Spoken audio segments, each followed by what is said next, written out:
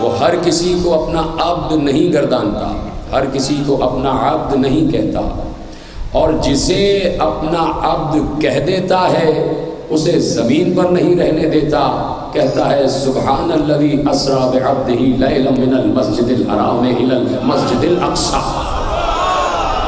کہ جو ہمارا عبد ہوتا ہے ہم اسے زمین پر نہیں رہنے دیتے، ہم اسے آسمانوں پر بلند کرتے ہیں، اس مقام تک لاتے ہیں جو مقام ہمارا مقام ہے، جہاں پہ ہم چاہتے ہیں وہاں پہ ہمارا عبد آ جاتا ہے، اس لیے کہ ہم چاہتے ہیں کہ وہ مسلسل ہماری نگاہوں کے سامنے ہماری عبادت بھی کرے، سجدہ بھی کرے، قیام بھی کرے، تسبیح بھی کرے، اس لیے ہم جب چاہتے ہیں اپنے عبد کو آسمان پر بلند کر لیتے ہیں۔ وجہ یہ ہوتی ہے کہ اگر ہم نے اپنے سب سے محبوب عبد کو آسمانوں پر بلند کیا ہے تو اسے ایک اور عبد سے ملانے کے لیے بلند کیا ہے۔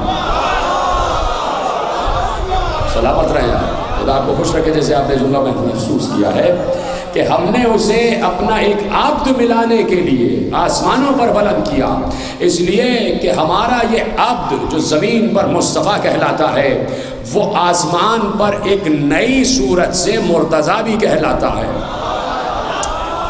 میں تو سمجھ رہا تھا کہ جملہ پہنچ جائے گا، اب مجھے تفصیل بیان کرنا پڑ جائے گی۔ یہی عبد جو مصطفیٰ کہلاتا ہے، یہی عبد آسمانوں پہ مرتضیٰ کہلاتا ہے۔ ہم چاہتے ہیں کہ مصطفیٰ و مرتضیٰ مل جائیں، اور ہم نے اس لیے مصطفیٰ کو آسمان پر بلند کیا تاکہ وہ ہماری نشانیوں میں سے سب سے بڑی نشانی دیکھے۔ اور جب مصطفیٰ بلند ہوئے ہیں، میرے عزیز و گفتگو شروع ہو چکی، اور اب آپ میری طرف دیکھتے رہیے گا، اور میرے ذہن میں کچھ گوشے ہیں جو آپ کے حوالے کرنا چاہتا ہوں۔ کسی مقام پر میں نے کہا تھا کہ اپنے عبد کو زمین پر کیوں نہ رکھا، پیغمبر کو جب عبد کہہ دیا تو آسمان پر کیوں بلند کیا؟ اس لیے کہ عبودیت ہمیشہ رہتی ہی آسمان پر ہے، کیونکہ پیغمبر کو کہہ دیا تھا کہ تم ولی ہو، تو اگر مجھ ولی سے ملنا ہے اور علی ولی سے ملنا ہے تو ایک ولی جب تک بلند نہیں ہوگا دوسرے ولی سے مل نہیں سکتا، اس لیے ہم نے ولایت سے ملانے کے لیے پیغمبر کو بلند کیا، اور ہمارا نبی اس شان سے بلند ہوا کہ جہاں اللہ نے خود کہا سبحان الذی اسری بعبدہ لیلا من المسجد الحرام الی المسجد الاقصی الذی بارکنا حولہ، بابرکت ہے وہ ذات جو لے گئی راتوں رات اپنے عبد کو اس زمین سے آسمان کی طرف، مسجد حرام سے مسجد اقصی کی طرف۔ جو جملہ آپ کو دینا چاہتا ہوں یقیناً کسی کے ذہن میں محفوظ ہوگا، مسجد حرام سے مسجد اقصی کی طرف، مسجد حرام سے مسجد اقصی کی طرف۔ کسی نے کہا پیغمبر کا سفر معراج شروع ہوا ہے مسجد حرام سے اور مسجد اقصی تک۔ جب آپ جا کے پڑھیں گے، دعوے سے کہہ رہا ہوں، اکثر معراج کے قصے جن کتابوں میں لکھے ہیں انہوں نے لکھا ہے یہ مسجد اقصی، یہ بیت المقدس ہے۔ پیغمبر کا سفر مسجد حرام سے بیت المقدس تک کا تھا، مسجد حرام سے بیت المقدس تک کا، یہ کعبے سے بیت المقدس تک ہمارا نبی گیا۔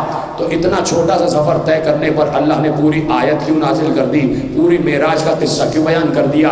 یہ سفر تو کوئی بھی کر سکتا ہے، اس زمانے میں بھی کیا جا سکتا تھا۔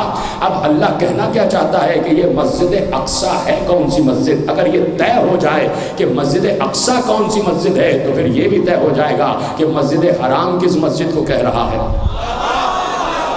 مسجد حرام کس مسجد کو کہہ رہا ہے؟ مسجد اقصی۔ اب دیکھنا یہ ہے کہ مسجد اقصی کیا ہے، یہ دور والی مسجد ہے کون سی؟ یہاں پر اختصار کے ساتھ معراج بیان کی، صرف یہ کہہ دیا کہ سبحان الذی اسری بعبدہ لیلا من المسجد الحرام الی المسجد الاقصی، لے گیا مسجد حرام سے مسجد اقصی کی طرف۔ پروردگار یہ مسجد اقصی کیا ہے؟ توجہ میری جانب، اتنا صحیح مجمع، پڑھا لکھا مجمع روزانہ مجھے مل رہا ہے کہ میں خوش ہوں، میں آپ کو دعائیں دیتا ہوں کہ یقیناً جو بات میں کہہ رہا ہوں وہ سمجھی بھی جا رہی ہے اور محفوظ بھی کی جا رہی ہے۔ خدا آپ کی مودت و معرفت میں اضافہ فرماتا رہے، خدا بانیان مجلس کی توفیقات میں بھی اضافہ فرمائے۔ پروردگار یہ بتا دے کہ یہ مسجد اقصی کیا ہے، اس لیے کہ یہ چھوٹے چھوٹے جو تیرے انسان ہیں، یہ چھوٹی چھوٹی جو مخلوق ہے، یہ چھوٹے چھوٹے جو خود ساختہ عالم ہیں، انہوں نے اپنے علم کے ذریعے سے طے کر دیا کہ مسجد اقصی سے مراد بیت المقدس ہے۔ تو پروردگار تجھ سے پوچھنا چاہتے ہیں یہ مسجد اقصی کون سی مسجد ہے، کہاں تک اللہ کو لے گیا؟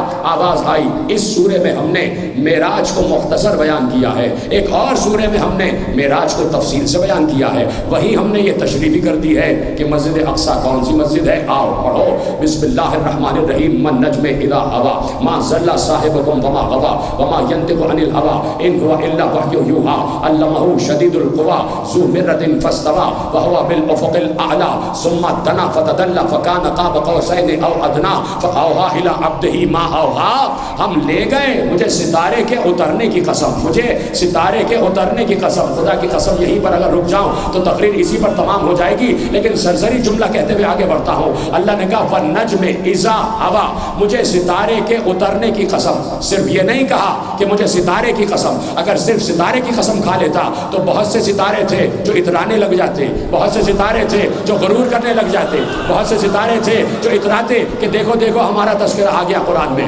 اللہ نے ہماری قسم کھائی ہے۔ اللہ نے کہا میں ہر ستارے کو اس قابل نہیں سمجھتا کہ قسم کھاؤں، میں نے کہا وَالنَّجْمِ اِذَا ہوا، مجھے ستارے کی اس وقت قسم جب وہ علی کے گھر پر اترا اور طواف کرا۔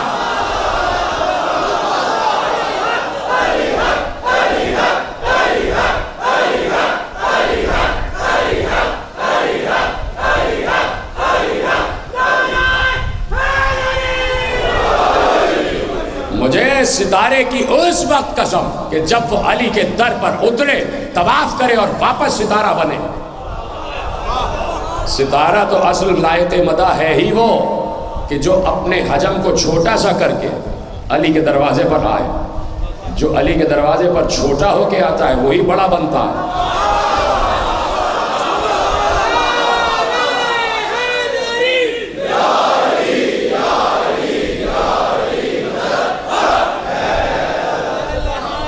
وَالنَّجْمِ اِذَا هَوَىٰ مَا ضَلَّ صَاحِبُكُمْ وَمَا غَوَىٰ، آیت اتری کہ تمہارا صاحب دیوانہ نہیں ہوا، تمہارا صاحب دیوانہ نہیں ہوا، تمہارا صاحب دیوانہ نہیں ہوا۔ صاحب سے مراد رسول، یعنی اللہ کہنا چاہ رہا ہے کہ رسول دیوانہ نہیں ہوا۔